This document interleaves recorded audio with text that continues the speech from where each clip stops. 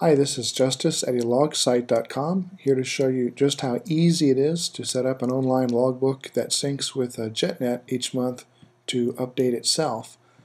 We'll start out here. I've got a new tab in my browser. We'll go to elogsite.com. Here's the page. Click on Get Started. You come to a registration page where you'll enter your email address. Once you get the email, there's a link to click in the email that returns you to this page where you'll enter a password for your new account. I won't go through all that. That's pretty self-explanatory.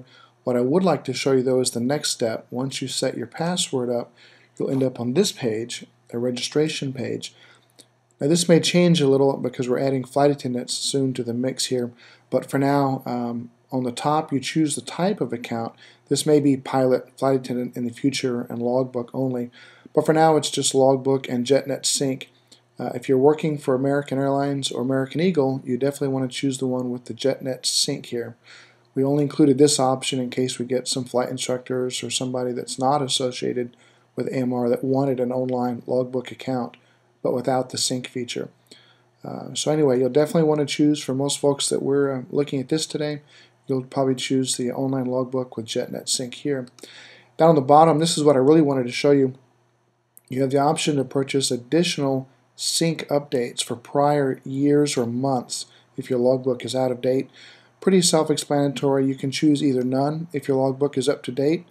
You can choose unlimited if your logbook is 3 or more years out of date to get the full 3 years update off of JetNet. See the FAQ on the main page, the frequently asked questions about updating farther back than that. But here's what I wanted to show you. This partial is a little strange. We've had folks ask about it. And basically it shows you the number of updates you're purchasing, the price that you're going to pay, and this date over here is the date your logbook will start syncing through JetNet. So say for instance, if you knew your logbook was updated already through April of 2011, you could simply come here and choose May of 2011. Let me zoom in on that so you can see it there.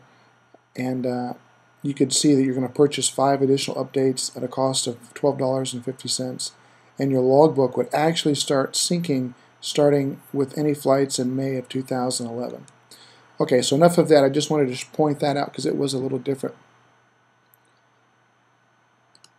What you'll do after you set up your account, come to the main page, click on Login up here.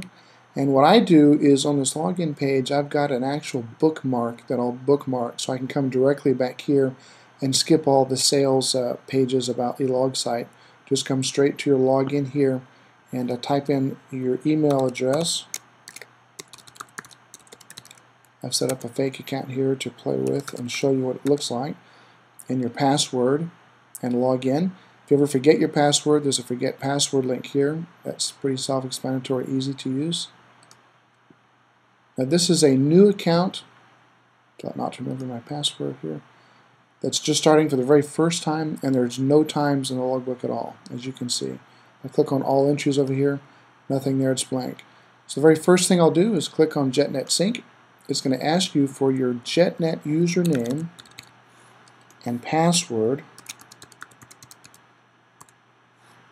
Okay, and click OK. It'll start an actual sync. I'm going to zoom in a little bit so you can see that. It shows me the 35 updates available, and it's actually live logging those right here. You can see 37 legs, 45, 42. Every once in a while, like here, you may get an error, invalid data skipping. I'm glad that happened so I can show you. That's actually caused when JetNet, when you're getting a lot of data like this at one point, sends the wrong file. The eLogSite knows it's got the wrong file and it just disregards it. The simple way to fix that is we'll resync after it's done. But you can see 47 legs, 24, 49. These are all legs and hours coming in live to your logbook. It's loading the time in the background. Boom, the times are there. The sync is complete. That just logged about 2,300 hours, over 1,500 legs in less than a minute there. So I'm going to click OK, zoom back out a little bit, and we're going to wait about 30 seconds and do the sync again and see if it gets that one file that it missed. While we give JetNet a second to think there, I'll show you over here. We've got, you can choose what year you want to go to, and it shows you the total time for the years, like 587, 804 hours in 2010 this person flew. You can open it up, click on any month, and it loads the current month's times up in the actual logbook here. Let me zoom out so you can see that. Okay. We'll go back and try the sync one more time now that we've waited a little bit. It remembers your username and password. Click OK. And you see usually it comes right in and gets the one update that it missed. There it is. 53 legs, 77 hours for that month. Okay. So that was December of 2008. It already knew which month it missed earlier, and it loaded that in. You can do this JetNet Sync as often as you like. It'll check any time and see if there's an update. It'll tell you if there's no update available, like here. Now, in a future update, you'll be able to enter your username and password, have it stored if you want on the site, and have the site actually do the sync for you automatically each month, where you won't have to log in and do that. Okay. Real quick, I'll show you a little bit about the logbook. To edit something, just double click on the line and you get an editor that pops up. You can change anything that you like. You can drag and drop either columns individually to different places and set the logbook up however you like, or you can drag entire sections of columns. Like if I want the conditions of flight before landings, I can drag it there and drop it and it will move it.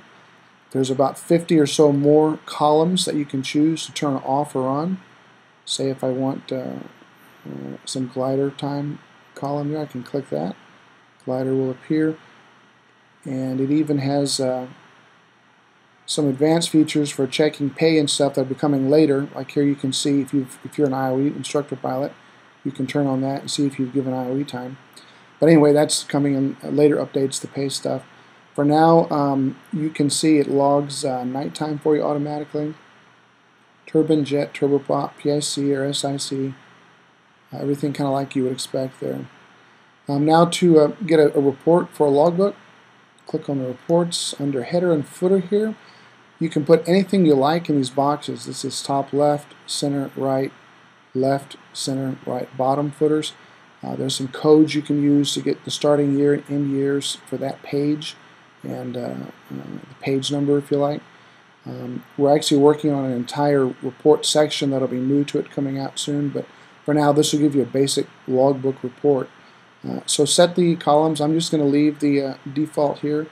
You can put your name over here if you like.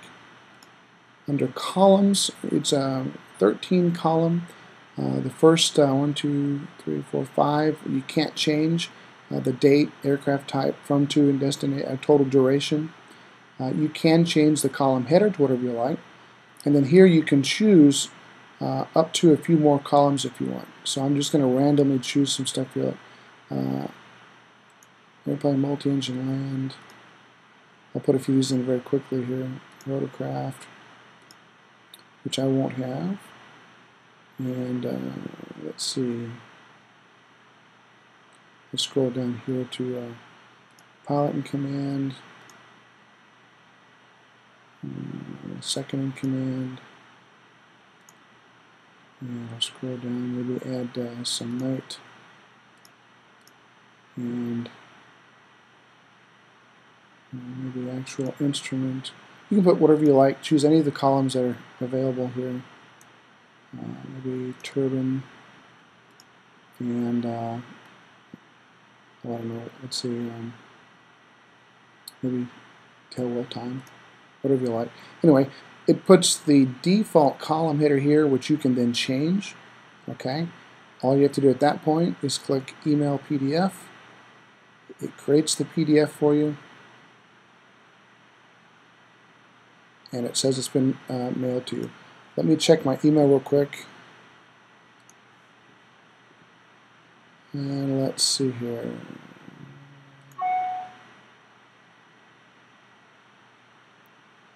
Let's check the mail.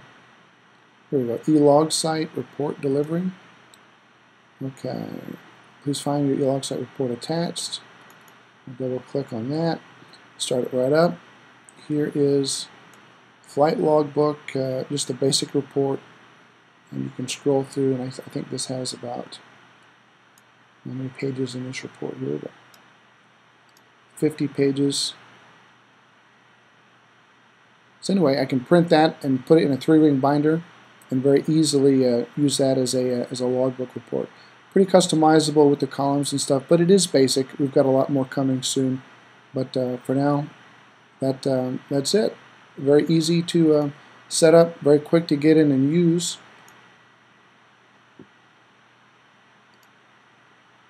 I got here. That's all there is to it. Thank you so much, and have a great night.